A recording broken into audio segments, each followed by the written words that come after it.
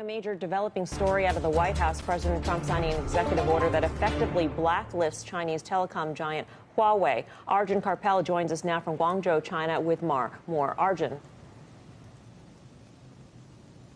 Well, Huawei came out the blocks this morning with a very strong response, essentially saying if it continues to be blocked from the U.S. will lag behind in 5G technology. And it said President Trump's move also raises some serious legal concerns. But I want to dig into what kind of impact this is going to have on Huawei. Firstly, Huawei's business in the U.S. is very small. The Americas region counts for 6.6% of its revenues, but the majority of that, nearly all of that, is from Latin America because it's been absent from the US for so long. The bigger concern is around the supply chain because Huawei has been put on a government list known as an entity list. Essentially, any US companies that want to sell components or products to Huawei must get government approval, and Huawei relies on over 30 US suppliers supplying components for everything from smartphones through to its networking equipment as well. Any disruption there could have a big impact on Huawei. The other big concern, of course, is what this does for other countries. We know President Trump and his administration has been pressuring other countries to block Huawei